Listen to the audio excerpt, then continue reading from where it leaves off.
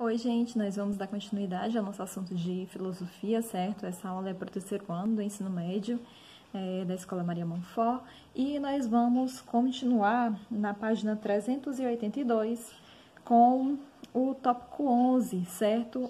Kant e o criticismo. Então, nós vamos entender um pouquinho de quem ele foi, o que é que ele fez, o que é que ele criticava, certo? E primeira pergunta, né? Quem foi Immanuel Kant? Ele nasceu na Alemanha, era uma pessoa profundamente religiosa, com uma vida extremamente metódica. Ele dedicou a sua vida inteira a ensinar e a estudar, sendo um dos maiores expoentes do iluminismo, com obras em diversas áreas, certo? Nós temos a crítica da razão pura e críticas a várias obras. Na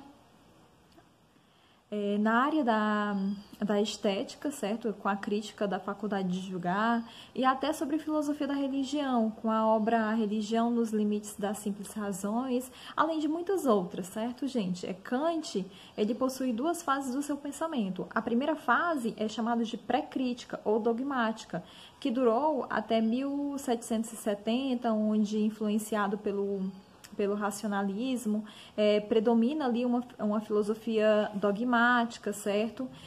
Onde tem a publicação de textos como a História da Natureza, nas quais as ideias colocadas elas apresentam como certas e indiscutíveis.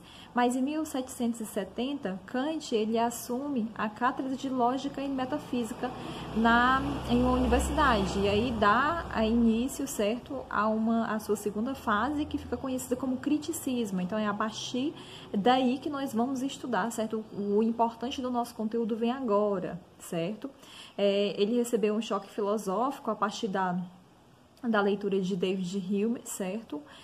Onde afirma que despertou do sono dogmático em que estava mergulhados os racionalistas e os empiristas, como nós já vimos anterior, certo? E que eles não questionavam as ideias da razão, correspondiam mesmo à realidade, certo?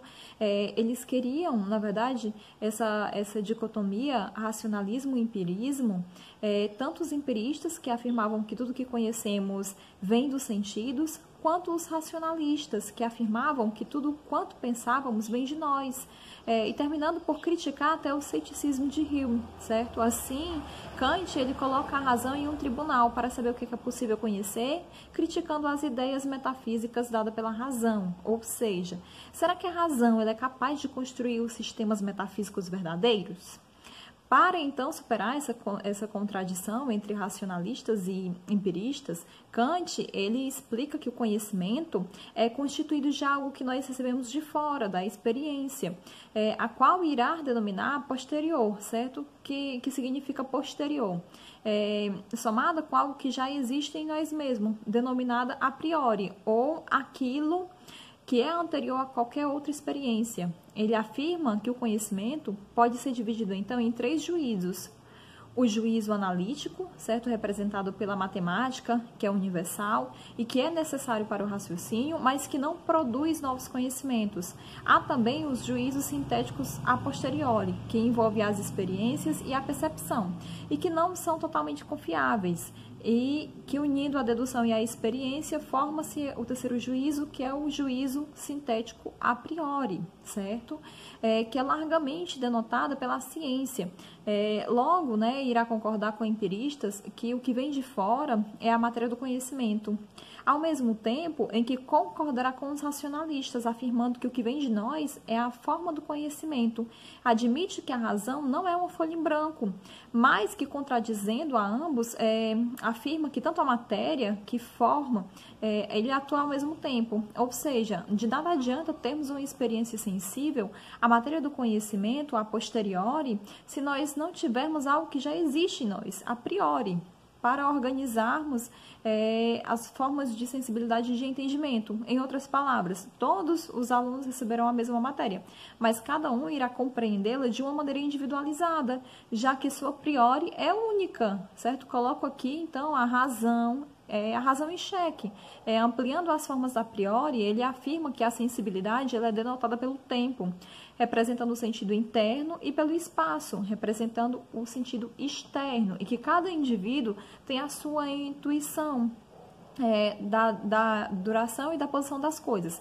Exemplo, certo? Vamos pensar em uma cadeira em um espaço qualquer, em uma sala de aula vazia.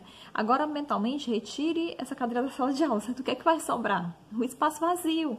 Agora, tente fazer o contrário, retirar o espaço vazio e deixar sua cadeira, certo? Não dá, a menos que a sua cadeira fique flutuando, certo?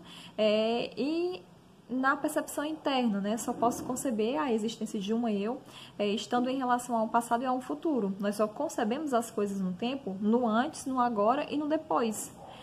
Vamos voltar, certo, a um pouquinho. Nós podemos eliminar a cadeira do tempo? Não, ela foi destruída, não existe mais.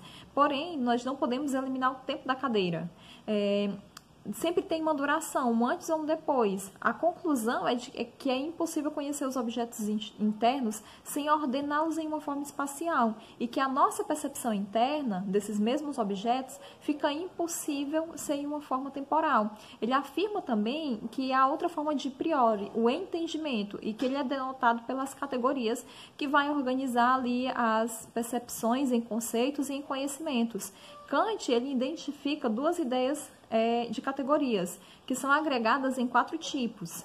São esses 4 tipos: a quantidade, a qualidade, a de relação e a de modalidade. Logo que para Hume, a casualidade, a relação de causa e efeito, é um hábito, uma ilusão, certo? Já para Kant, ele estava errado em procurar causalidade na natureza. Nós só podemos pensar as coisas em uma relação de causa e efeito, porque a causalidade está no sujeito e não no mundo. Ou seja, uma criança, se ela vê uma bola sendo arremessada, que a causa, ela olha na direção de quem atirou a bola, que é o efeito. Como que a criança liga um fato a outro? Porque ela possui a priori a categoria de causalidade, que a permite conhecer. Assim como escreve, certo? Ele escreve na obra A Crítica da Razão pura, sem sensibilidade nenhum objeto seria dado, e sem entendimento nenhum seria pensado.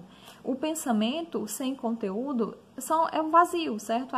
A intuição sem um conceito é cega.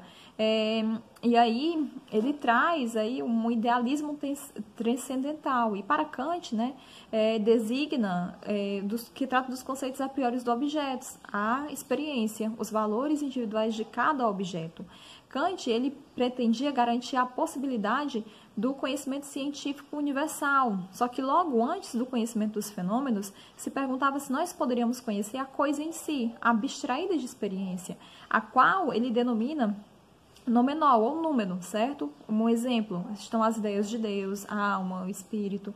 Ele afirma que o número pode ser pensado, mas não conhecido efetivamente, já que o nosso conhecimento ele é limitado ao campo da experiência, ou seja, essas ideias da metafísica, elas geravam sempre um impasse, uma contradição, uma antinomia. Essa antinomia, ela sempre opunha a uma tese e de uma antitese, tal como se afirma que o mundo existe fundamentado em uma causa necessária, que é Deus. Como não se pode afirmar pela razão que é uma causa necessária para a existência dos indivíduos? A razão, ela é falha, ela é ilimitada pela própria vivência. E assim é que surge o conceito de agnosticismo, na qual a pessoa ela pode acreditar em Deus pela fé ou não, mas que nunca a sua existência seria provada pela razão, diferente do ateísmo, que segundo Kant é falho, por dotado da razão para a negação de Deus. Nós temos aí a possibilidade do conhecimento metafísico e como nós deveríamos nos afastar desse pensamento, certo? Então, e na sua obra, A Crítica da Razão Prática, ele analisa o mundo ético, a ética baseada na felicidade, já que esta é riquíssima do dia para a noite. A ética ela deveria ser proposta do dia para a noite, que não há felicidade. E os imperativos categóricos que ao dever que todos deveriam ter, certo? Que são os 3. Agir como se amasse, dever se tornasse a tua vontade, e a lei universal, certo? Agir de uma forma que a pessoa na humanidade, como a pessoa, qualquer outra pessoa, certo? Tivesse um fim e não tivesse um sentido. E aí ele traz essa ideia, certo? Nesse mesmo sentido, como um legislador universal, através das massas, ele traz que o homem tem que se pensar no bem comum, a ética e a vontade expressam o conceito de universalidade, conceitos que, de forma complexas, também tentam expor as suas ideias sobre a sociedade e a individualidade. Mais que isso, certo? São assuntos para as nossas próximas aulas. Então, lembrem-se bem de todas essas questões de Kant, certo? No criticismo. A questão da sensibilidade, das formas de priori, da priori de entendimento, da priori de sensibilidade. Todos esses conteúdos estão no livro de vocês, eles vão da página 382 até a 384, certo? Nós temos a crítica à moral, como foi essa última parte que nós falamos, as antinomias, certo? E a herança de Kant. Logo no final desse conteúdo, nós temos uma atividade, certo? Então, vocês vão resolver essas atividades. Só resposta. É uma atividade da página 386. Nós temos aí 6 questões. Respondam. Coloquem no caderno, tirem a fotinha do caderno, coloquem lá no nosso sistema do Portal Moderna, compartilha.